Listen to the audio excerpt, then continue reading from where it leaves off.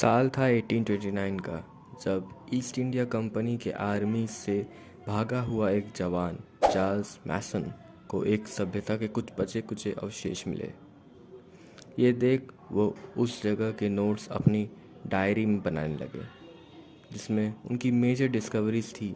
हड़प्पा, एक महानगर जो बसा था रवि नदी के तट पे, और वहाँ की समृद्ध ऐतिहासिक कलाकृति।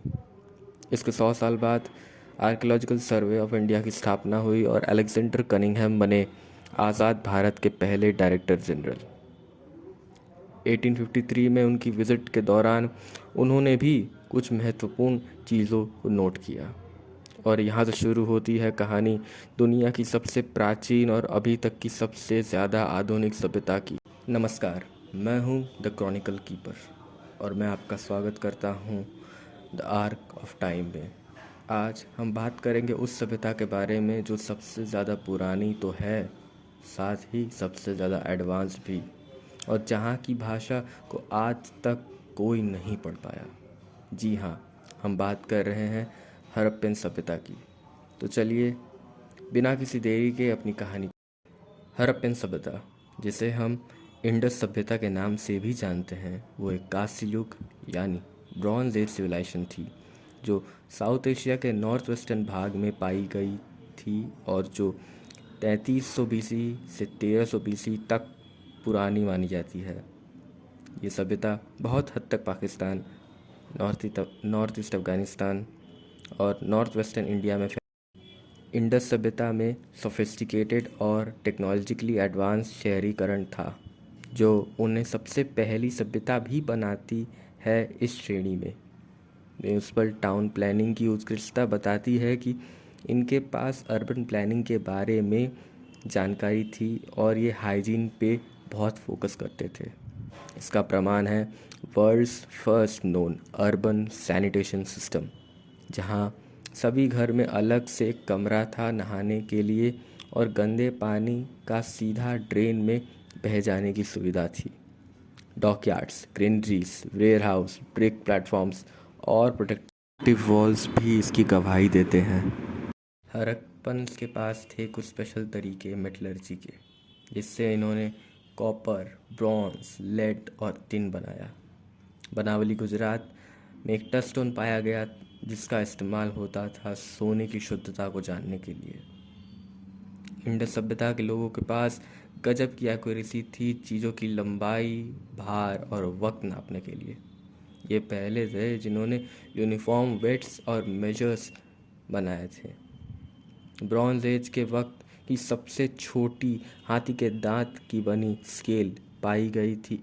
हड़प्पन कई प्रकार के खिलौने भी बनाते थे, जिसमें से एक क्यूबिकल डाइस भी थी। ये सब खिलौने वो टेराकोटा और मिट्टी के बनाते थे।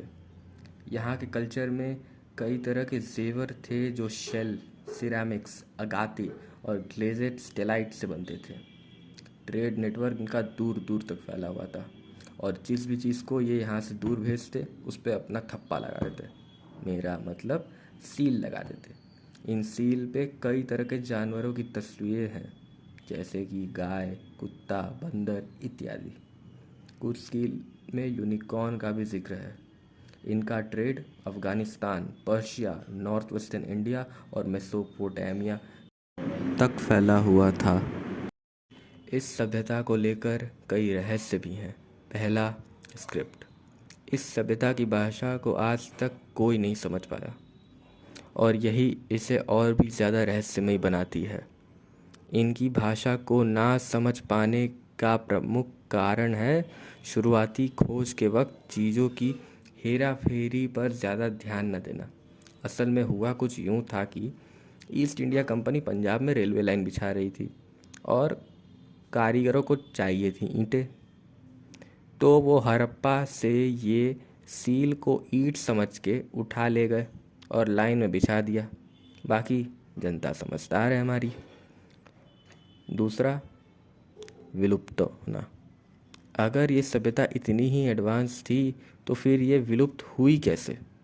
इसका जवाब भी आज तक किसी को नहीं पता। कुछ इतिहासकारों की माने तो इसका प्रमुख कारण था क्लाइमेट चेंज और इंडस नदी के बहाव में बदलाव, पर इसका जवाब किसी के पास नहीं। अंत में मैं यही कहूँगा कि हड़प्पन सभ्यता एक रहस्यमयी सभ्यता है। यहाँ का आधुनिक शहरीकरण, जटिल ड्रेनेज सुविधा और समृद्ध कल्चर दिखाता है यहाँ के लोगों की बेहतरीन सफलताएं। वहीं जहाँ अनेक रहस्य दफन हैं इसकी विलुप्तता के। इस सभ्यता का अध्ययन हमारे मानव इतिहास के बारे में बहुत महत्वपूर्ण जानकारी दे जाता है।